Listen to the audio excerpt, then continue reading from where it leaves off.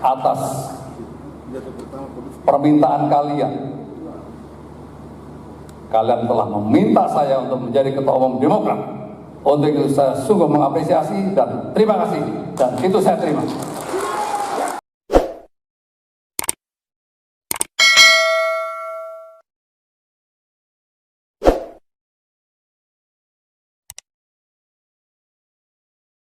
Shalom, salam jumpa dalam kasih Tuhan. Berjumpa lagi dengan saya, Pastor Demos Tanuet, di dalam channel ini. Bapak Ibu, saudaraku yang saya kasihi, pada kesempatan ini kita akan membahas tentang sesuatu hal yang terjadi baru-baru ini dan sangat mengejutkan bagi kita sebagai warga negara Indonesia, yaitu SBY AHY versus Muldoko.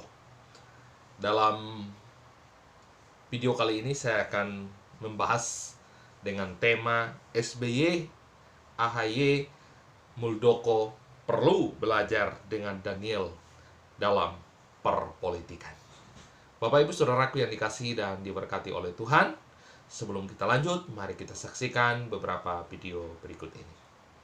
Apa yang mereka lakukan tentu didasari oleh niat yang buruk, juga dilakukan dengan cara-cara yang buruk.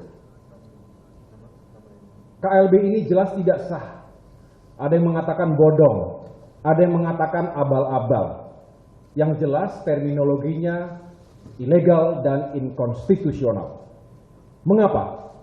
Karena KLB ini tidak sesuai, tidak berdasar pada konstitusi Partai Demokrat yang juga telah disahkan oleh pemerintah. Bahwa KSP Muldoko yang bersekongkol dengan orang dalam benar-benar tega dan dengan darah dingin melakukan kudeta ini.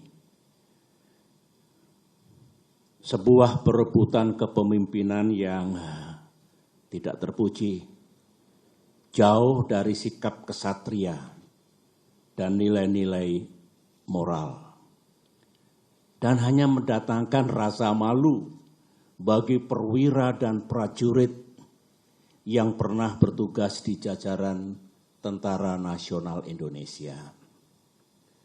Termasuk rasa malu dan rasa bersalah saya yang dulu beberapa kali memberikan kepercayaan dan jabatan kepadanya. Saudaraku yang diberkati dan dikasihi oleh Tuhan Yesus Kristus, kisruh Partai Demokrat dinilai ketika SBY mencegal Anas Urbaningrum, memaksakan AHY jadi ketum, dan terjadilah pemberontakan. Jadi dimulai ketika Anas Urbaningrum itu yang sudah tersangkut kasus korupsi, harusnya pada waktu itu dibiarkan saja dulu sampai beliau ditangkap, tetapi justru di situ SBY langsung mencegal, dan tentunya para pengikutnya menjadi marah. Selanjutnya memaksakan AHY jadi ketua umum, padahal beliau baru pulang dari luar negeri dan masih aktif pada waktu itu menjadi seorang tentara, tetapi beliau memaksakan anaknya ini untuk jadi politikus, khususnya dalam mencalonkan gubernur DKI. Nah, hal-hal itulah yang menjadi pemberontakan di antara kader Partai Demokrat. Ada yang pro dan ada yang kontra. Puncaknya adalah KLB Partai Demokrat di Deli Serdang yang memutuskan Pak Muldoko jadi ketum. Ya, Pak Muldoko ini padahal juga beliau bukan seorang kader Demokrat, tetapi tiba-tiba diusulkan dan dia bersedia menerima tawaran itu menjadi seorang ketum. Nah, kesimpulannya tiga tokoh ini merupakan tokoh yang sungguh luar biasa kalau menurut saya. Tetapi mereka dalam melakukan perpolitikan sungguh tidak etis.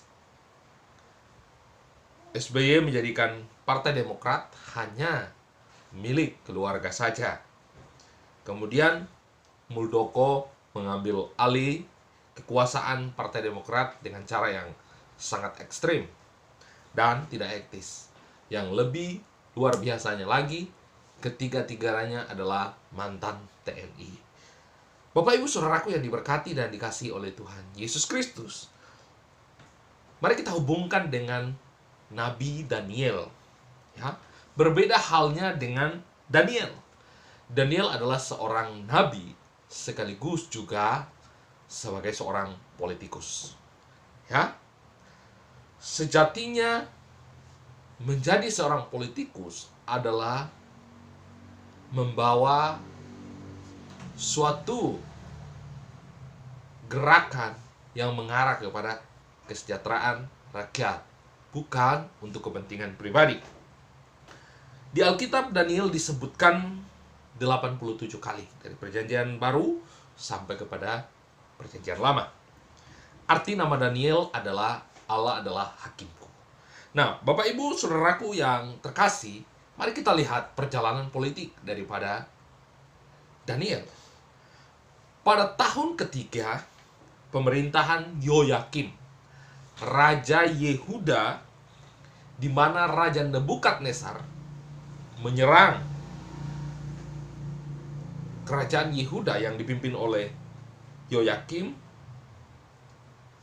dan pada waktu itu kerajaan Yehuda kalah sehingga bangsa Israel itu beberapa orang dibawa ke Babel, dan secara khusus mereka itu mengambil seluruh perkakas yang ada di Bait Allah. Nah, Bapak Ibu, kemudian Raja Nebukadnezar ini membawa anak-anak Israel dari keturunan raja, bangsawan, serta orang-orang baik di antara mereka itu adalah Daniel dan beberapa teman yang lain. Ada Hananya, Misael, dan Asaria. Bapak Ibu Saudaraku yang dikasihi dan diberkati oleh Tuhan, kemudian mereka ini dididik selama kurang lebih 3 tahun oleh pemerintahan atau kerajaan Nebukadnezar. Dan ketika mereka setelah dididik, mereka menghadap raja. Dan di situ raja mau melihat bagaimana kecerdasan mereka. Puji Tuhan, di sana raja melihat bahwa mereka berempat ini ya memiliki kemampuan yang sungguh luar biasa, kecerdasan, pengetahuan yang sungguh luar biasa. Tentunya ini semua karena pertolongan Tuhan. Dan pada waktu itu karir politik daripada Daniel secara khusus mulai berjalan.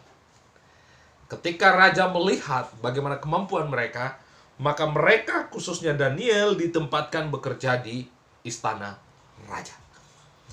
Nah, kita lanjutkan lagi perjalanan daripada Daniel di dalam kepemimpinannya. Daniel dipakai Tuhan dan mampu menafsirkan mimpi-mimpi Nebukadnezar, dan pernah juga menerangkan mimpi anaknya Nebukadnezar yang ada tulisan di dinding. Dan di situ Daniel mampu menjelaskannya, sehingga sebagai imbalannya, sebagai hadiahnya, maka anak dari Nebukadnezar ini memberikan kekuasaan menjadi orang ketiga yang mempunyai kekuasaan di kerajaan Belsasar atau anaknya Nebukadnezar. Nah, tapi kemudian anaknya Nebukadnezar ini mati. Selanjutnya kerajaan berganti kepemimpinan. Sekali lagi Daniel masih memiliki jabatan politik di dalam kerajaan itu. Pada masa pemerintahan Darius orang Media, Darius diangkat menjadi pejabat tinggi, melebihi pejabat-pejabat tinggi lainnya. Ya, luar biasa. Darius ini melihat bagaimana Daniel memiliki pengetahuan yang sungguh luar biasa, sehingga Daniel diangkat menjadi pejabat tinggi, melebihi pejabat-pejabat lainnya. Raja Darius ingin menempatkan Daniel atas seluruh kerajaannya. Tetapi pejabat-pejabat tinggi lainnya iri hati dan berusaha menghasut raja supaya Daniel boleh disingkirkan atau bahkan dibunuh.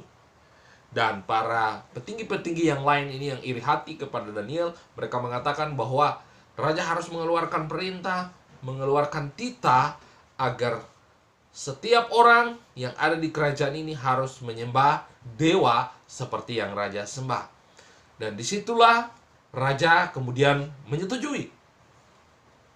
Kita tahu bagaimana Daniel tidak mau menyembah berhala. Dan perintah itu ditetapkan harus dilaksanakan, siapapun yang melawan akan diberikan hukuman. Tentunya hukuman mati, dalam hal ini dibuang ke gua singa. Kenyataannya Daniel tetap menyembah Tuhan, menyembah kepada Allah yang benar, menyembah kepada Allah Israel, Allah yang betul-betul Allah yang menciptakan langit dan bumi. Dan disitulah Daniel dilaporkan kepada Raja Darius. Raja Darius kemudian bingung karena dia begitu mengasihi Daniel, tetapi juga karena titahnya dia tidak mungkin untuk mencabut titahnya itu. Sehingga Darius akhirnya dibuang ke gua singa. Keesokan harinya Darius tetap hidup karena ditolong oleh Tuhan.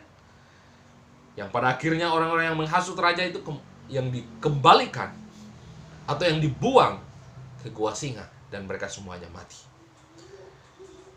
Di mana Tuhan boleh dinyatakan lewat perjalanan politik daripada Daniel. Daniel kemudian diangkat, ya, berkuasa di negeri itu. Bahkan sang raja bertitah, setiap orang yang ada di seluruh kerajaannya harus takut kepada Allahnya Daniel. Nah, Bapak Ibu Saudaraku yang diberkati dan dikasihi oleh Tuhan Yesus Kristus, Daniel kemudian memperoleh kedudukan yang tinggi pada zaman pemerintahan Raja Darius dan juga Raja Kores. Jadi ada 3 periode kepemimpinan Daniel memperoleh kedudukan yang sangat tinggi. Artinya, Daniel dalam perjalanan politiknya tidak berlaku busuk, tidak berlaku yang tidak baik ataupun tidak beretika dalam mengambil tampuk kekuasaan. Tetapi justru Daniel mengikuti proses Tuhan di dalam pembentukannya. Sehingga pada akhirnya Daniel menjadi orang yang berkuasa, memiliki jabatan yang tinggi dalam setiap pemerintahan. Kesimpulannya, politik Daniel adalah politik yang mengutamakan Tuhan di atas segala-galanya, yang menyuarakan kebenaran firman Tuhan di tengah-tengah dunia pada waktu itu. Bahkan politik Daniel adalah politik yang menonjolkan prestasi dan kinerja dan bersedia mengikut Tuhan. Berbeda jauh dengan politik yang dilakukan SBY, AHY, dan juga Muldoko. Dengan cara instan, tanpa proses, bahkan dengan cara-cara yang tidak beretika. Seperti yang dilakukan oleh Pak Muldoko. Harusnya kalau menjadi pemimpin, buat partai sendiri. Bapak Ibu Saudaraku yang diberkati oleh Tuhan Yesus Kristus, siapapun kita saat ini, jika kita ada keinginan untuk terjun di dalam dunia politik, ingatlah politik Daniel. Bagaimana Daniel tetap mengutamakan Tuhan dan menunjukkan kinerja dan prestasi. Apapun yang terjadi, dia terus mengikuti proses Tuhan. Karena dia tahu, pada waktunya Tuhan akan tempatkan dia di posisi yang terbaik yang Tuhan kehendaki. Dan dia akan menyuarakan suara kenabian, bukan untuk kepentingan pribadi. Mari kita belajar dari politik Daniel, sehingga bangsa kita menjadi bangsa yang besar. Tuhan Yesus memberkati kita semua. Amin.